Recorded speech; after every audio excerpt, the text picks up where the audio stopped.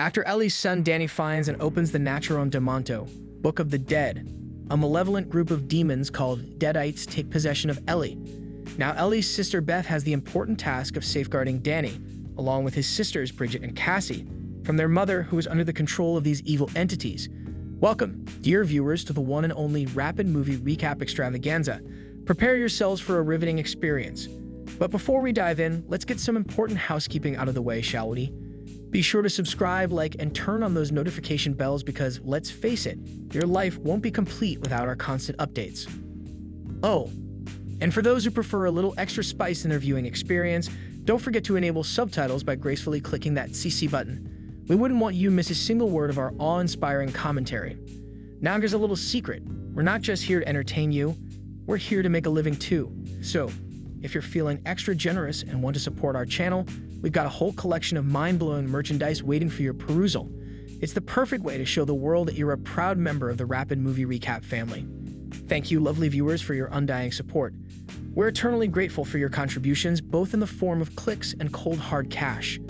Now, without further ado, let's dive into the recap and make cinematic magic together. The movie begins at a lake house where a girl named Teresa is sitting by the water. Suddenly, she gets startled by her friend Caleb's drone. Concerned, Teresa goes to check on her other friend Jessica, who hasn't been feeling well since they arrived. Teresa sits beside Jessica and starts reading Wuthering Heights.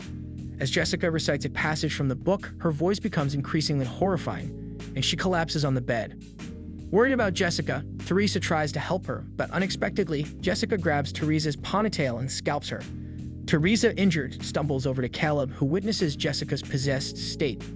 Jessica takes the drone and cuts her own face with it before attacking Caleb and dragging him into the water. To make matters worse, she throws Caleb's severed head at Teresa and emerges from the water in a menacing manner. The story then rewinds to a day earlier. A woman named Beth, who works with a music band, is at a music venue. She goes to the bathroom and takes a pregnancy test. Anxious, she looks at the test result, and her expression reveals worry and concern. In another place, Beth has a sister named Ellie who works as a tattoo artist and lives with her 3 children. Danny, who aspires to be a DJ, Bridget, who is an activist, and little Cassie, who has a fascination with dark and spooky things.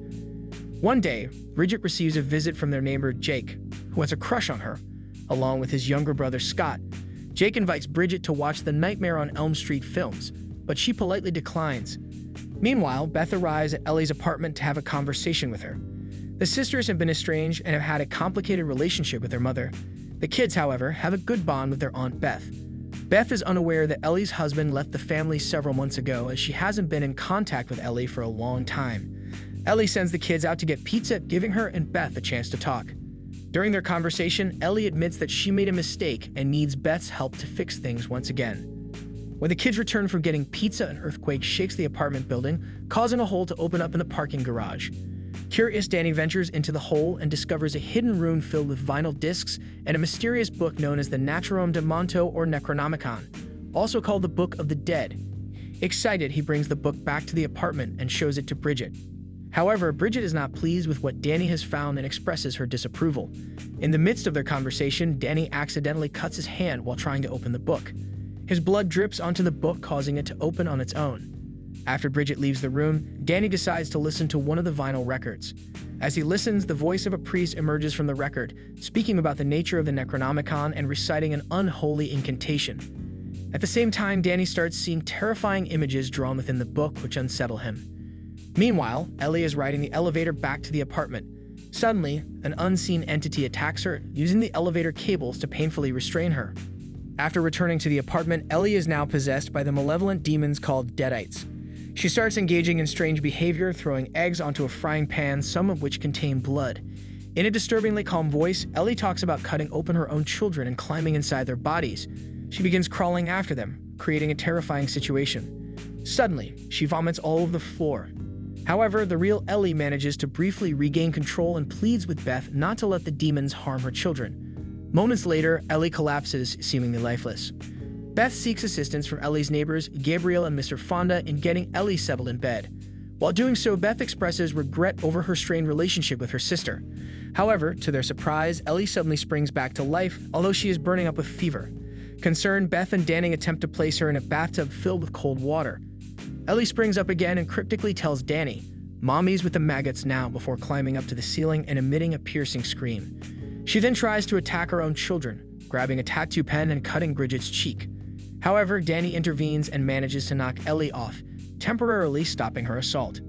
In the darkened building with the power out, Gabriel and Mr. Fonda search for a way to escape through a fire escape in order to seek help.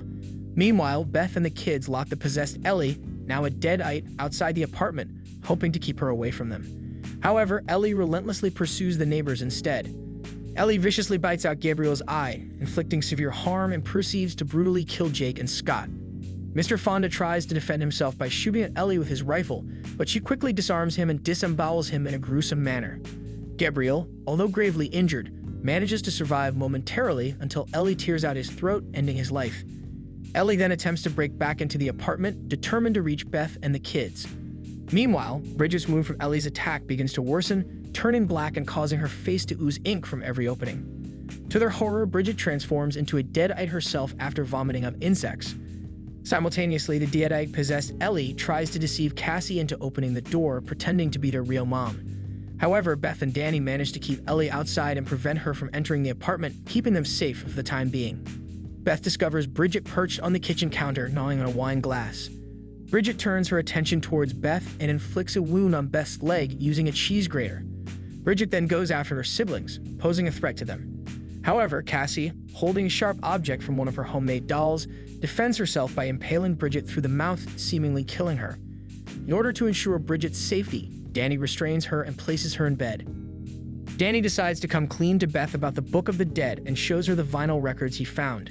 Meanwhile, Ellie manages to find her way back into the apartment by crawling through the vents, potentially causing harm to a cat that was in the vicinity.